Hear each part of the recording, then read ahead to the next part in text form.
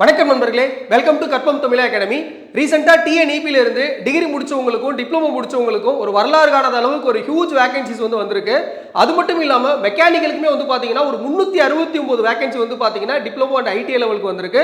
அது மட்டும் இல்லாம நிறைய டிபார்ட்மெண்ட்ஸ்க்கு நிறைய வேகன்சிஸ் வந்திருக்கு. கண்டிப்பா நீங்க ஒரு இன்ஜினியரிங் முடிச்சிருந்தீங்க, ஒரு டிகிரியோ இல்ல டிப்ளமோ ஈவன் ஐடிஐ முடித்த மாணவர்களுக்கு கூட ஏகப்பட்ட வாய்ப்புகள் கிரியேட் ஆயிருக்கு. அதை பத்தின 2 வீடியோக்கள் நம்ம போட்டிருப்போம். இதுல ரொம்ப ரொம்ப முக்கியமான விஷயம், 2 பேப்பர் இருக்கு. ஜெனரல் ஸ்டடீஸ், அதுக்கப்புறம் பாத்தீங்கன்னா டெக்னிக்கல். இதுல ஜென்ரலா இந்த ஜெனரல் ஸ்டடீஸ் பேப்பர்ல யார் அதிகமான ஸ்கோர் பண்றாங்களோ அவங்க எப்போதுமே டாப்ல இருக்காங்க. அவங்களுக்கு நிறைய பேர் ஈவன் ஜெனரல் ஸ்டடீஸ்ல நல்லா ஸ்கோர் பண்ணவங்களுக்கு தான் இங்க நிறைய ஈஸியா வேலைகள் கிடைச்சிருக்கு. அந்த வகையில இந்த ஒரு 50 நாள் இருக்கு.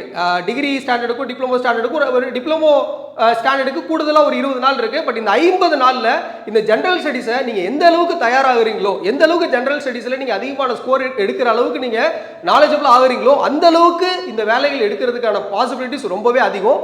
ஸோ அதன் அடிப்படையில் நம்ம பாத்தீங்கன்னா இன்னைக்கு இந்த வீடியோல நம்ம யாசிர் சார் இந்த ஜெனரல் ஸ்டடீஸை இந்த 50 நாள்ல நீங்க எப்படி கிளியர் பண்றது அப்படின்றதுக்கான ஒரு பக்காவான ஸ்ட்ராட்டஜி உங்களுக்கு சொல்ல போறாரு.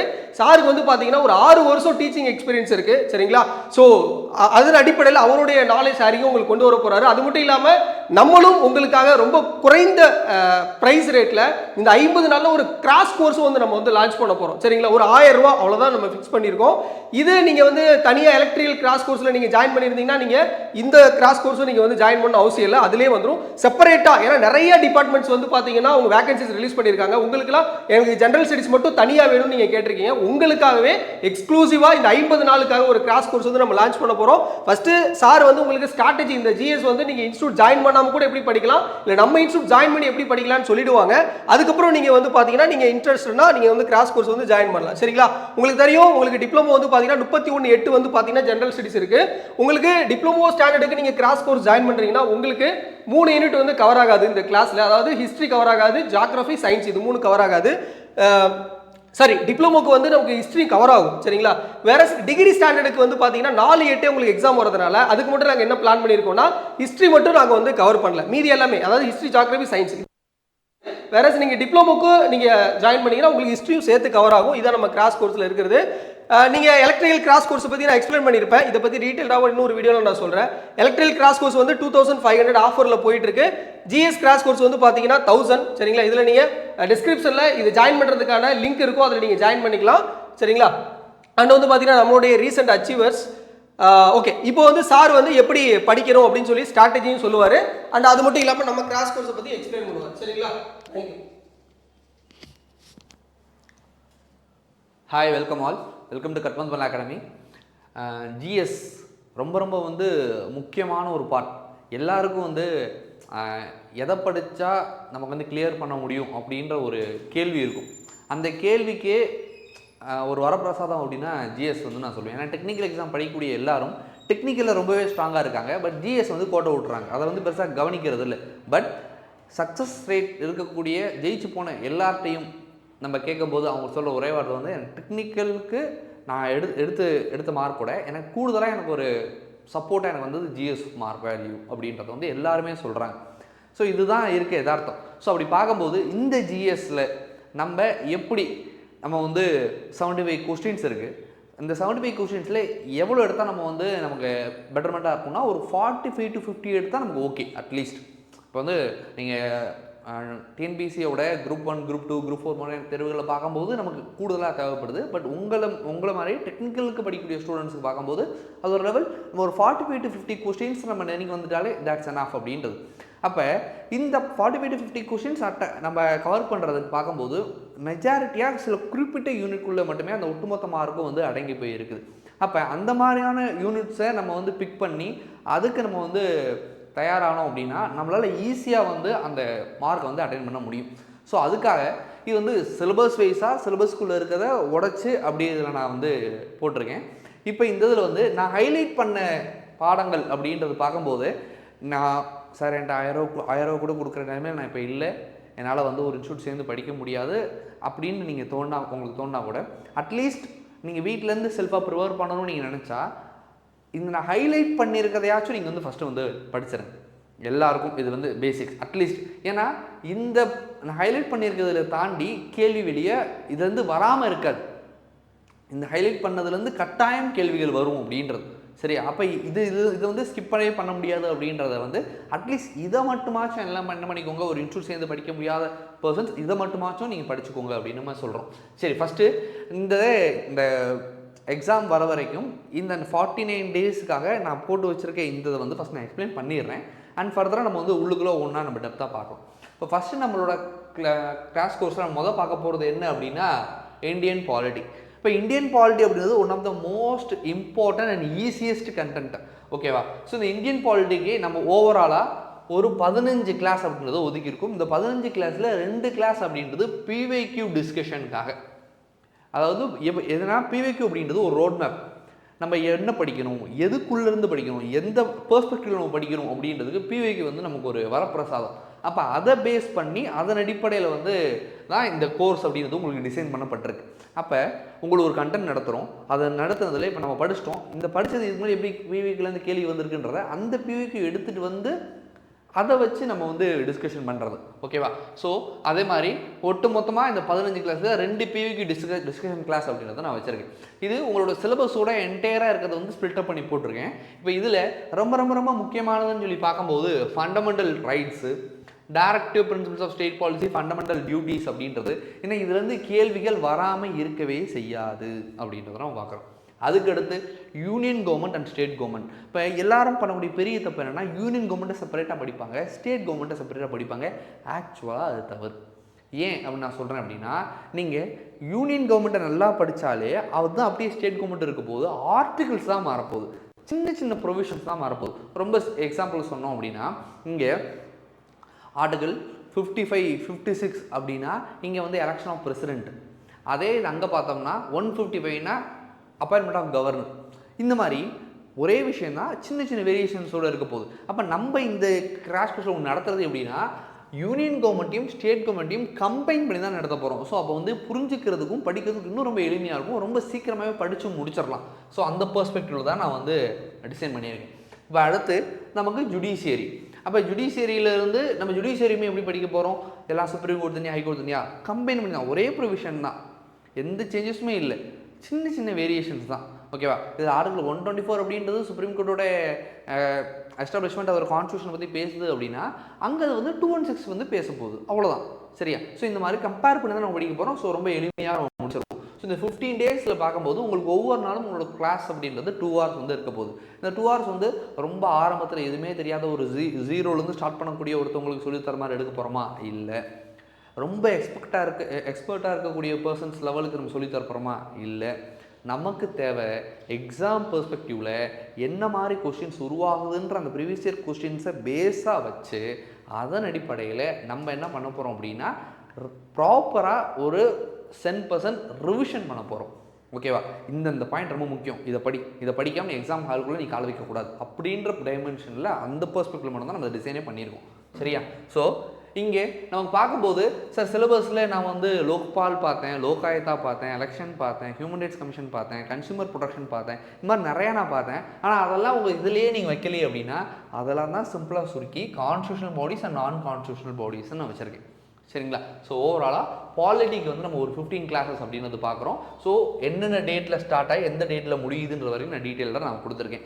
இதுக்கு இடையில ஏதாவது பர்டிகுலர் டேட்டில் கிளாஸஸ் இல்லாததையும் நான் இங்கே வந்து மென்ஷன் பண்ணியிருக்கேன். ஸோ அதையும் நீங்கள் பார்த்துக்கோங்க. ஸோ பாலிட்டிக்கு மொத்தம் 15 கிளாஸஸ் வித் அந்த 2 பிவிக்யூ டிஸ்கஷன் கிளாஸ் அப்படின்றதையும் நம்ம பார்க்குறோம். இப்போ அடுத்து செகண்ட் பார்க்கும்போது பாலிட்டிக்கு அப்புறம் நம்ம அதுக்கு அதிகமாக எதுக்கு முக்கியத்துவம் கொடுக்கணும் அப்படின்னா நமக்கு இந்த யூனிட் 6 அப்படின்ற கண்டென்ட், அதாவது history of Tamil society, culture and heritage அப்படின்ற கண்டென்ட் வந்து நம்ம கொடுக்குறோம்.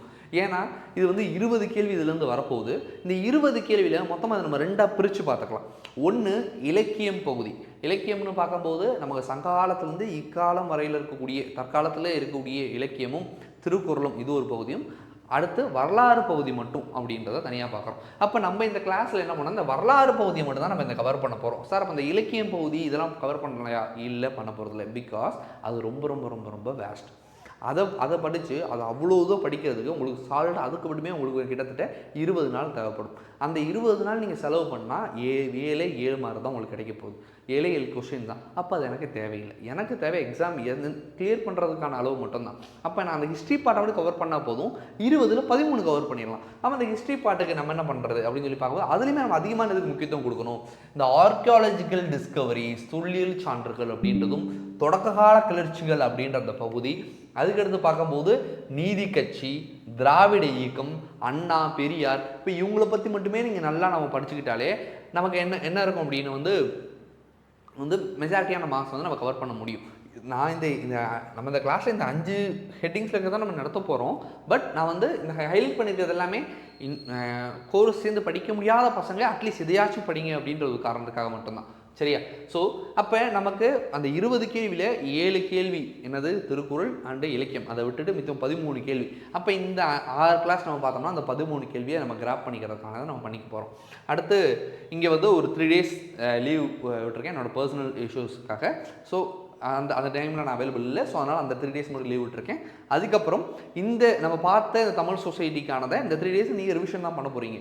அதை நீங்கள் இப்போ என்ன பண்ண போகிறீங்கன்னா டெய்லி வீட்டில் அதை வந்து ரிவிஷன் பண்ண போகிறீங்க.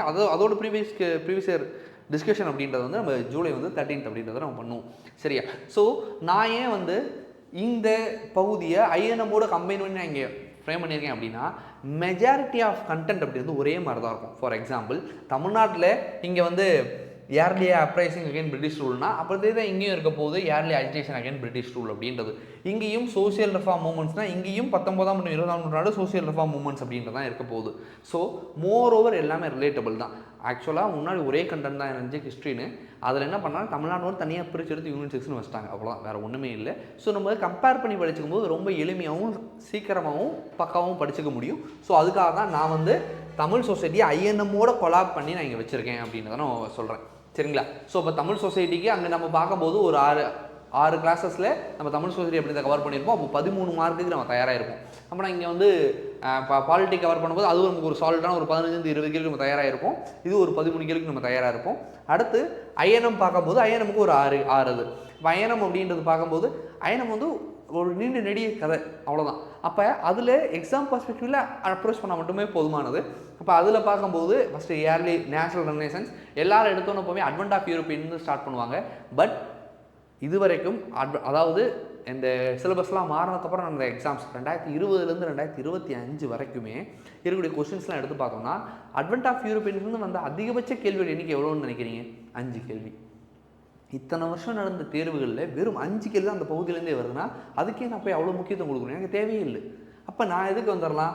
தேசிய மறுமலர்ச்சி, நேஷனல் ரெனேசன்ஸ் அப்படின்றதான். அதாவது 19ஆம் மற்றும் 20ஆம் நூற்றாண்டோட சமூக சமய சீர்திருத்த இயக்கங்கள் அப்படின்றது. ஸோ இங்கே நம்ம அதுதான் படிப்போம், சோசியல் ரிஃபார்ம் மூமெண்ட்ஸ்ன்றதை. அதை அப்படியே இங்கேயும் படிக்க போகிறோம், ஆனால் கொஞ்சம் எக்ஸ்ட்ரா படிக்க போகிறோம், அவ்வளோதான் வித்தியாசம். அப்புறம் நமக்கு வந்து காந்தியன் ஃபேஸ் நான் ஹைலைட் பண்ணியிருக்கிறது நல்லா பார்த்தீங்கன்னா காந்தியன் எராவை தான் நான் ஹைலைட் பண்ணியிருக்கேன். இப்போ காந்தியன் ஏரா, அந்த காந்தியன் ஏரா கண்டனோடனே நல்லா படிச்சுக்கிட்டாலே நமக்கு மொத்தமாக வந்து 10 கேள்வி ஹிஸ்ட்ரி அயனம் சேர்த்து 10 கேள்வி. அதில் வந்து 5 ஹிஸ்ட்ரியிலேருந்து வரப்போகுது, 5 அயனம்லேருந்து வரப்போகுது. அப்போ இந்த 5 கேள்வியில் நான் குறைஞ்சபட்சம் 3 இல்லை 2 கேள்விக்கு நான் ஆன்சர் பண்ணணும் அப்படின்னா நான் காந்தியன் ஏராவை மட்டும் நான் நல்லா படிச்சுக்கிட்டாலே போதும், 3 அல்லது 2 கேள்விக்கு நான் ஆன்சர் பண்ணிடுவேன். ஸோ அதுக்கே தான் அந்த பார்ட்டை வந்து நான் ஹைலைட் பண்ணியிருக்கேன். சரியா? ஸோ நம்ம இந்த இதில் இதை மட்டும் நம்ம கவர் பண்ணாலே போதும், நமக்கு ஐஎன்எம்மில் வரக்கூடிய 5 கேள்வியை நம்ம வந்து கிராப் பண்ணிடலாம் ஈஸியாக. அப்போ அங்கே ஒரு 15, இங்கே ஒரு 13, 28 ஆயிடுச்சு, இங்கே ஒரு 5, 33 ஆயிடுச்சு. இப்போ அடுத்து வருவோம்.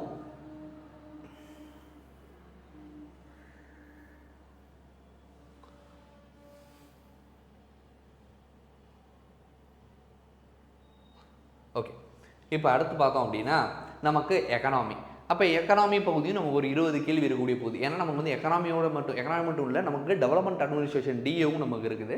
ஸோ இப்போ எக்கனாமியில் பார்த்துக்கிட்டோம் அப்படின்னா இதில் அட்லீஸ்ட் நீங்கள் மெயினாக ஃபஸ்ட்டு போய் படிக்க வேண்டியது அப்படின்னு சொல்லி பார்க்கும்போது நமக்கு 5 year plans and models and planning commission டிஏயூக் அப்படின்றது 5 இயர் பிளான்லேருந்து அடிக்கடி தொடர்ச்சியான கேள்வி வந்துகிட்டே இருக்குது. இன்றைக்கி நடந்த குரூப் 1ல் கூட ஒரு கேள்வி வந்து வந்திருக்கு. நமக்கு 11th 5 இயர் பிளானை பற்றி கேள்விகள் அப்படின்றது இருக்குது. சரிங்களா. ஸோ அப்போ வயர் பிளானாக நம்ம படிச்சுட்டா கட்டாயம் அது வந்து ஒரு கேள்வி இருக்க போகுது. அதுக்கப்புறம் ஃபினான்ஸ் கமிஷன். அப்போ இந்த ஃபிஸ்கல் பாலிசி, அதாவது எல்லாமே இந்த ஃபினான்ஸ் கமிஷன் அது இண்டிவிஜுவலாக போய் படிக்கிறாங்க. ஆக்சுவலாக இது எல்லாமே இந்த ஃபிஸ்கல் பாலிசி அப்படின்ற ஒன்றோடது.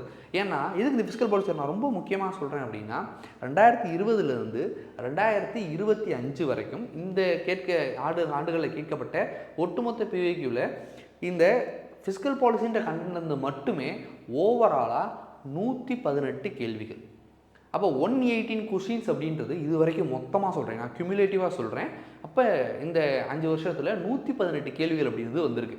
அப்போ ஆவரேஜாக ஒரு வருஷத்துக்கு நமக்கு ஒரு 15 எக்ஸாம் நடக்குது அப்படின்னா அதில் குறையாமல் 7லேருந்து 8 எக்ஸாமில் 20லேருந்து கேள்வி வந்தது அப்படின்னு தான் அர்த்தம்.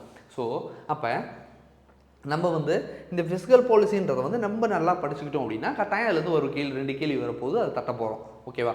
அதுக்கப்புறம் அதுக்கடுத்த முக்கியத்துவம் மானிட்டரி பாலிசி. ஓகேவா. சார் சிலபஸ் இந்த வார்த்தைலாம் இல்லையே சார் அப்படின்னா நேரடியாக கொடுத்துருக்க மாட்டாங்க, பட் அது இருக்குது. ஓகேவா. இப்போ மானிட்டரி பாலிசி, அந்த மானிட்டரி பாலிசிக்குள்ளே தான் நம்ம அதை ரெகுலேட் பண்ணுறது தான் ஆர்பிஐ. அப்போ ஆர்பிஐ பார்க்கும்போது அது ரிலேட்டடாக பேங்கிங் அப்படின்றத நம்ம பார்க்க போகிறோம். அதுக்கடுத்து இந்த அக்ரிகல்ச்சர் அண்ட் லேண்டு. அப்போ இதெல்லாம் ஜென்ரலாக ரொம்ப காமனான விஷயங்கள். இதில் நமக்கு மெயினாக பார்க்கும்போது இந்த ரூரல் டெவலப்மெண்ட் ஸ்கீம்ஸ் அப்படின்றதான். அந்த ஸ்கீம்ஸுக்கு தான் நம்ம அதிகமான முக்கியத்துவம் கொடுக்கணும். ஏன்னா ஒரு எக்ஸாம் போயிட்டீங்கன்னா குறைஞ்சபட்சம் 5லேருந்து 6 கேள்வி ஸ்கீம்ஸை பற்றி மட்டும்தான் இருக்க போகுது. அதில் 4 கேள்வி சென்ட்ரல் கவர்மெண்ட் ஸ்கீம்ஸும் 2 கேள்வி ஸ்டேட் கவர்மெண்ட் ஸ்கீம்ஸும் தான் இருக்க போகுது. அப்போ நம்ம அதுக்கேற்ற மாதிரி நம்ம இதை நம்ம நடத்துவோம். எல்லாமே எக்ஸாம் பெர்ஸ்பெக்டிவில் மட்டும்தான் உங்களுக்கு இந்த ரிவிஷன் கோர்ஸ் அப்படின்றது ஓவராலாக டிசைன் பண்ணியிருக்கு. சரிங்களா. இது ரொம்ப ப்ராப்பராக நீங்கள் யூஸ் பண்ணிக்கிறீங்கன்னா ஐ ஆம் டேம் ஷுர் நீங்கள் எக்ஸாம் முடிச்சுட்டு நிச்சயம் சார் எனக்கு இந்த கோர்ஸ் ரொம்ப ஹெல்ப்ஃபுல்லாக இருந்துச்சு, நான் ஒரு நல்ல ஸ்கோர் நான் எடுத்திருக்கேன், நல்ல அட்டெம்ப்ட் கொடுத்துருக்கேன் அப்படின்னு நீங்களே மனசார நினைக்கிற அளவுக்கு அந்த கோர்ஸ் நான் டிசைன் பண்ணியிருக்கேன். நிச்சயம் அது உங்களுக்கு பெரிய ஹெல்ப்ஃபுல்லாக இருக்கும். சரியா. ஸோ நான் எக்ஸாக்ரேட் பண்ணி சொல்கிறேன்னு இல்லை, என்னோட இத்தனை வருஷம் எக்ஸ்பீரியன்ஸை வச்சு நான் இதை சொல்கிறேன். அடுத்து இப்போ இந்த எக்கனாமியில் நமக்கு டிஏ அப்படின்றது. இப்போ அந்த டிஏல நான் எதெல்லாம் மெயினாக ஃபோக்கஸ் பண்ணோம் அப்படின்னா இண்டீசஸ். அப்போ இண்டீசஸ்லேருந்து கட்டாயம் கேள்வி இருக்க போது அதில் மாற்ற கருத்தே இல்லை. இப்போ இன்றைக்கி நடந்த குரூப் 1ல் கூட சைல்டு டெவலப்மெண்ட் இண்டெக்ஸ் அப்படின்றது கேள்வியாக வந்திருக்கு அப்படின்னு பார்க்குறோம். ஒன்றுக்கு 2 கேள்விகள் அப்படின்றது வந்திருக்கு. அது அப்ரிவேஷன் பேஸ்லேயும் கேட்டிருந்திருக்காங்க. அப்புறம் பார்க்கும்போது இங்கே டேரெக்டாகவும் அதோட உள்ள இருக்கக்கூடிய கண்டென்ட் வைஸாகவும் கேட்டிருக்காங்க. அப்போ இந்த மாதிரி இண்டிசஸ் தான் நமக்கு ரொம்ப முக்கியம். அப்போ எஸ்டிஐ அது ரிலேட்டடான இண்டிசஸ் அண்ட் தமிழ்நாடு எஸ்டிஐ ரொம்ப அடிக்கடி கேட்டுக்கிட்டே இருக்கக்கூடிய கேள்விகள் அப்படின்றது இருக்குது. சரிங்களா. ஸோ அப்போ அதை நம்ம மெயினாக ஃபோக்கஸ் பண்ணி படிச்சுக்கிட்டாலே நமக்கு போதுமானதாக இருக்கும். அதுக்கடுத்து பார்க்கும்போது எக்கனாமிக் ஜியோகிராஃபி. அப்போ தமிழ்நாடு புவியியல் ரீதியாக எவ்வளோ பெஸ்ட்டாக இருக்குது அப்படின்றத கண்டென்ட். அப்போ இது எக்ஸாம் பெர்ஸ்பெக்டிவில் அடிக்கடி முக்கியமான கேள்வி. இதுலேருந்து கேள்வி இருக்குது. இன்றைக்கி கூட சிப்காட் அப்படின்றத கேள்வியாக வந்திருக்கு அப்படின்றத நம்ம பார்க்குறோம். அடுத்து வெல்ஃபேர் ஸ்கீம்ஸ் தான். ஏன்னா இந்த வெல்ஃபேர் ஸ்கீம்ஸ் இல்லாமல் ஒரு கொஸ்டின் பேப்பர் இருக்கவே செய்யாது. இப்போ தமிழ்நாடு கவர்மெண்ட் 2021 ஆரம்பித்து 2025 வரைக்கும் கிட்டத்தட்ட இப்போ வரைக்கும் கிட்டத்தட்ட ஒரு 80 ஸ்கீம்ஸ் இருக்குது. சார் 80 அப்படின்னா எல்லாத்தையும் படிக்க வேண்டாம். நமக்கு ரொம்ப பெக்யூலராக ரொம்ப முக்கியமானதாக சில விஷயங்கள் இருக்குது. அதை மட்டும் அந்த ஸ்கீம்ஸை மட்டும் நான் உங்களுக்கு எடுத்து நடத்துவேன். அதை மட்டும் நீங்கள் படித்தாலே போதும். ஏன்னா இது வரைக்கும் அதுக்குள்ளே மட்டும்தான் சுற்றிக்கிட்டே இருக்காங்க. அதை தாண்டி அவங்க வெளியே போகவே இல்லை. அது மாதிரி யூனியன் கவர்மெண்ட் எடுத்துக்கிட்டோம் அப்படின்னா யூனியன் கவர்மெண்ட்டில் சில குறிப்பிட்ட ஸ்கீம்ஸ்குள்ளே தான் இப்போ வரைக்கும் சுற்றிக்கிட்டே இருக்காங்க. அவங்களும் வெளியே போகவே இல்லை. இப்போ 2021 ஆரம்பித்து 2025 வரைக்கும் நமக்கு ஸ்கீம்ஸை பற்றி நமக்கு ஏகப்பட்ட கேள்விகள் இருக்குது. கிட்டத்தட்ட 200-250 ஸ்கீம்ஸை பயன்படுத்தி கேள்விகள் உருவாக்கியிருக்காங்க. ஆனால் அது ஏன் இப்படி சொல்கிறேன்னா ஒரு கொஷின் இருக்குது, அதில் 4 ஆப்ஷன் இருக்குன்னா 4 ஆப்ஷன் 4 ஸ்கீம்ஸ் யூஸ் பண்ணியிருக்காங்க. அந்த மாதிரி மொத்தமாக 200 ஸ்கீம்ஸை பயன்படுத்தியிருக்காங்க. ஆனால் அந்த 200 ஸ்கீம்ஸில் எந்த சில ஸ்கீம்ஸை மையமாக வச்சு ஒரு கேள்வி உருவாக்கப்பட்டிருக்கு அப்படின்னு சொல்லி பார்க்குறோம். எதை ஆன்சராக அவங்க கேட்குறாங்க அப்படின்னா அப்படி பார்க்கும்போது 25 ஸ்கீம்ஸ் தான் இருக்குது. அதை தாண்டி இல்லை. அந்த 25 ஸ்கீம்ஸ் தான் அவங்க திரும்ப ஆன்சராக வைக்கிறாங்க. பேருக்கு நம்ம குழப்பறதுக்காக மித்த ஸ்கீம்ஸை சுற்றி யூஸ் பண்ணுறாங்க. அப்போ நம்ம அதன் அடிப்படையில் அதை மட்டும் நம்ம மெயினாக படிச்சுக்கிட்டாலே நமக்கு போதுமானதாக இருக்கும். சரிங்களா. ஸோ அப்போ இங்கே டிஏ வரைக்கும் பார்க்கும்போது நமக்கு ஆகஸ்ட் 5 அது முடியுது. ஆக்சுவலாக இது வெறும் டென்டேட்டிவ் பேசிஸில் நான் போட்டிருக்கேன். இதில் சில கிளாஸஸ் அப்படின்றது நம்ம வேகமாக முடிக்கலாம், இல்லைனா 1-2 கிளாஸ் தள்ளி போகலாம். ஸோ அதன் பேசிஸில் நான் டென்டேட்டிவாக போட்டிருக்கேன். ஐ ஹோப் நான் ஆகஸ்ட் 3 நான் என்ன பண்ணிடுவேன் அப்படின்னா இதை முடிச்சிருவேன். சரிங்களா. ஸோ நீங்கள் என்ன பண்ணணும் அப்படின்னு சொல்லி பார்க்கும்போது கிளாஸஸ் கவனிக்கிறீங்களா, நோட்ஸ் எடுக்கிறீங்களா, ஒரு சின்ன பிரேக் எடுங்க. முடிச்சுட்டு வந்து 2 மணி நேரம் கிளாஸ் பார்க்குறீங்கன்னா அதே 2 மணி நேரத்தை அப்படியே உட்காந்து என்ன கவனிச்சிங்களோ என்ன நோட் மேக்கிங் பண்ணீங்களோ அதை அப்படியே உட்காந்து படிங்க. படிச்சிங்களா, மூடி வச்சுட்டு டெக்னிக்கல் படிக்க போயிருங்க. டெக்னிக்கல் படித்து முடிச்சாச்சா, மேக்ஸ் போட்டு முடிச்சாச்சா, எல்லாம் முடிச்சக்கப்புறம் நைட்டு தூங்க போகிறதுக்கு முன்னாடி ஒரு 1.5 மணி நேரம், அதுக்கு அந்த 1.5 மணி நேரம் என்ன பண்ண போகிறீங்க அப்படின்னா, ஆல்ரெடி படித்தது திரும்ப படிக்க போகிறது இல்லை, இதில் கவர் ஆகாத சில நியூ டாபிக்ஸாக படிக்க போகிறீங்க.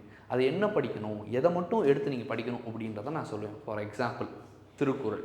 திருக்குறள் பார்க்கும்போது நமக்கு இலக்கியத்தில் 7 கேள்வி நம்ம சொன்னோம். அதில் திருக்குறள் மட்டுமே 3-4 கேள்வி வரப்போகுது. ஸ்கூல் புக்கை தாண்டி ரேராக தான் வெளியே போயிருக்காங்களே தவிர மேக்ஸிமம் ஸ்கூல் புக்குள்ளே தான் சுற்றிக்கிட்டே இருக்காங்க. இப்போ ஸ்கூல் புக்கில் ஒட்டுமொத்தமாக 375 திருக்குறள் தான் இருக்குது. ஒரு நாளைக்கு 10 குறள் நீங்கள் எடுத்துக்கிட்டால் கூட முடிச்சிடலாம்.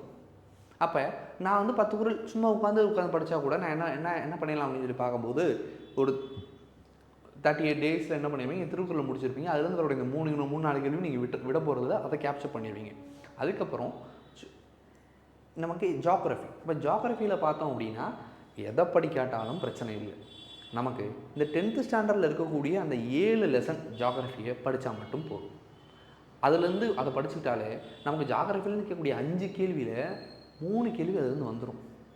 ஒரு 7 லெசன் படித்தா 3 கேள்வி வருதுன்னா எவ்வளோ பெரிய விஷயம், ரைட்டா? அப்போ அந்த மாதிரி டெய்லி நீங்கள் ஈவினிங் உங்களுக்கு ஒரு லெசன் அப்படின்றத நான் டார்கெட் கொடுப்பேன். அதை நீங்கள் படித்தா போதும், சரிங்களா? ஸோ நான் ரொம்ப ஃப்ரெஷர் சார், இப்போ தான் ஸ்டார்ட் பண்ணுறேன், எனக்கு எதுவுமே தெரியாது, நான் இப்போ தான் ஸ்டார்ட் பண்ணுறேன், ஆனால் என்னால் ஒரு 45+ கவர் பண்ண முடியுமா? எஸ், அதுவும் முடியும். அப்போ எப்படி அப்படின்னு சொல்லி பார்க்கும்போது இங்கே நான் ஹைலைட் பண்ணியிருக்கக்கூடிய அந்த டாபிக்ஸை மட்டும் ப்ரியாரிட்டி கொடுத்து படிக்க ஆரம்பிங்க. அதை நீங்கள் இப்போ இது பண்ணி படித்தாலே நீங்கள் அட்லீஸ்ட் ஒரு 25-30 கொஷின்ஸ்க்கு மேலே ப்ரிப்பேர் ஆகிடுவீங்க. அதுக்கப்புறம் என்ன மெயினாக முக்கியத்துவம் இந்த லெசன்ஸ் மட்டும் மெயினாக படிங்க அப்படின்னு எதை ஹைலைட் பண்ணுறனோ அதை மட்டும் நம்ம படிச்சுக்கிட்டாலே போதும், சரியா? ஸோ மேக்ஸிமம் 99% நான் உங்களுக்கு சொல்லக்கூடிய இந்த லெசன்ஸில் இருந்து எல்லாத்தையும் எக்ஸ்ட்ராக்ட் பண்ணி தான் ஒரு கோர்ஸ் அப்படின்றத பில்ட் பண்ணியிருக்கு. அப்போ அதுதான் உங்களுக்கு நோட்ஸாகவும் கொடுக்க போகிறது.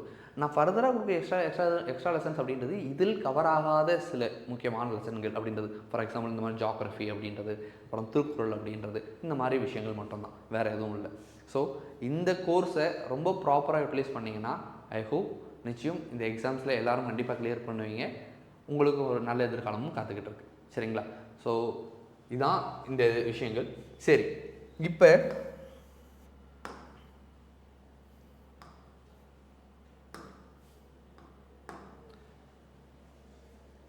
நீங்கள் எப்படி ப்ரிப்பேர் பண்ணணும் அப்படின்னு சொல்லி பார்க்கும்போது ஜிஎஸ்க்கு 2 hours கிளாஸ் ப்ளஸ் 3/4 மணி நேரம் 1.25 மணி நேரத்துலேருந்து 2 hours என்ன பண்ண போகிறீங்க அப்படின்னா இங்கே என்ன படிச்சிங்களோ அதை ரிவிஷன் பண்ண போகிறீங்க. கிளாஸே ரிவிஷன் கிளாஸ் தான், ஆனால் அங்கே என்ன படிச்சிங்களோ அதை அப்படியே ஜஸ்ட் ரிவிஷன் பண்ண போகிறீங்க. ஆக்சுவலாக நான் இதை எக்ஸாக்ஸரேட் பண்ணி இந்த டைம் லிமிட் நான் கொடுத்துருக்கேன். அப்போ நீங்கள் கிளாஸ் கவனிக்கும் போதே நல்லா உள்வாங்கி புரிஞ்சு கவனித்து நீங்கள் எடுத்திருக்கும் போது அதை அப்படியே ரொம்ப சிம்பிளிஃபை பண்ணி டக்குன்னு வேகமாக வாசித்து படிச்சிருவீங்க. ஸோ நான் எக்ஸாக்ஸரேட் பண்ணி நான் சொல்கிறேன். ஸோ இது முடிக்கிறோம். நம்மளோட கிளாஸ் அப்படின்றது நமக்கு மார்னிங் 7 to 9 அப்படின்ற பெர்ஸ்பெக்டிவில் இருக்கும். அப்போ இதை முடிக்குமா, சின்னதாக சாப்பிட்றோம், பிரேக் எடுக்கிறோம், அடுத்து வரோம், ஒரு 1.5 மணி நேரத்தில் 2 hours நம்ம என்ன பண்ணுறோம், அதை முடிச்சிடறோம். அடுத்து அதுலேருந்து சாயந்தரம் 6 மணி வரைக்கும் நம்ம என்ன படிக்கணும், டெக்னிக்கல் படிக்கணும். அதாவது நான் மினிமமாக சொல்கிறேன். அப்போ நீங்கள் ஒரு 12 o'clock ஸ்டார்ட் பண்ணுறீங்க டெக்னிக்கல் படிக்க அப்படின்னா ஒரு 7 PM வரைக்கும் டெக்னிக்கல் படிங்க. அப்போ டெக்னிக்கல் படித்து முடிச்சதுக்கப்புறம் இப்போ டெக்னிக்கல்னால் நம்ம மேக்ஸிமம் உங்களுக்கு இன்க்ளூட் பண்ணி நான் சொல்கிறேன். அதுக்கப்புறம் நீங்கள் தூங்க போகிறீங்களா, தூங்க போகிறதுக்கு முன்னாடி 1.5 மணி நேரம் ஒரு ஜிஎஸ் பாடம், இதை மட்டும் நீங்கள் கவர் பண்ணால் மட்டுமே போதுமானதாக இருக்கும், சரிங்களா? ஸோ நான் நீங்கள் 200 எடுத்தால் தான் உங்களுக்கு வேலை தரப்போகிறேன்னு யாரும் சொல்லலை. கிளியர் பண்ணுற அளவுக்கு கட் ஆஃப் மார்க் நெருங்கினா போதுன்றது தான். இப்போ இங்கே கட் ஆஃப்னா என்ன, அவன் கேட்குற கேள்விக்கு எல்லாராலும் மேக்ஸிமம் அதிகபட்சமாக அளிக்கப்பட்ட மார்க்கோட எண்ணிக்கை மார்க்கு மிகவும் குறைவாக ஒரு லிமிட்டில் எல்லாராலும் போட்ட மார்க்கோட எண்ணிக்கை தான் கட் ஆஃப், வேறு ஒன்றுமே கிடையாது. அப்போ நமக்கு ஜிஎஸ்சில் 75 எடுத்தால் தான் வேலை கொடுக்க போகிறேன் யாரும் சொல்ல போகிறதில்ல. நீங்கள் 45-50 எடுத்தாலே போதுமானது, சரியா? ஸோ அதன் அடிப்படையில் நீங்கள் ரொம்ப ப்ராப்பராக மட்டும் இந்த இதை மட்டும் ரெகுலராக இதை மட்டுமே ஃபாலோ பண்ணுங்கள். வேறு எதுவுமே நீங்கள் படிக்கிறது இல்லை சார், நான் சயின்ஸ் படிக்கல சார், நான் இது ஜாகிரஃபியில் மித்த 6லேருந்து 9th வரைக்கும் எதுவுமே படிக்கல சார், எது பற்றியும் கவலைப்பட தேவையில்லை. இங்கே உங்களுக்கு போட்டு கொடுத்துருக்கேன், இதை மட்டும் ஃபாலோ பண்ணால் போதும். டிப்ளமோ ஸ்டூடெண்ட்ஸுக்கு ப்ளஸ் எக்ஸ்ட்ரா ஒரு 7 classes அப்படின்றது இருக்கும். இது வந்து ஹிஸ்ட்ரி. அப்போ ஹிஸ்ட்ரியில் பார்க்கும்போது இங்கே வந்து குப்தாஸ் அண்ட் ஐவிசி அப்படின்றது இதில் படித்தாங்கன்னா இந்த 2 கண்டென்ட்லேருந்து இதில் ஒரு கேள்வி இது 2லேருந்து ஒரு கேள்வி, இல்லைனா 2லேயும் ஒரு கேள்வி அப்படின்றது கட்டாயம் வந்துடும். ஹிஸ்ட்ரிலேருந்து வரும்போது மொத்தம் 5 கேள்விகள். இந்த 5ல் பார்க்கும்போது 2 கேள்வி இல்லைனா அட்லீஸ்ட் ஒரு கேள்வி இதுலேருந்தே வந்துடுது. அதுக்கப்புறம் சவுத் இந்தியன் ஹிஸ்ட்ரி. இந்த சவுத் இந்தியன் ஹிஸ்ட்ரி ரொம்ப ரொம்ப ரொம்ப ரொம்ப முக்கியம். தொடர்ச்சியாக இதுலேருந்து கேள்விகள் அப்படின்றது வந்துக்கிட்டே இருக்குது. இன்றைக்கி கூட நடந்த குரூப் 2 குரூப் 1 தேர்வில் இதுலேருந்து 2 கேள்விகள் அப்படின்றது வந்திருக்கு. இப்போ உங்களுக்கும் அது மாதிரி கட்டாயம் அதுலேருந்து ஒரு கேள்வி வந்து வந்துட போகுது.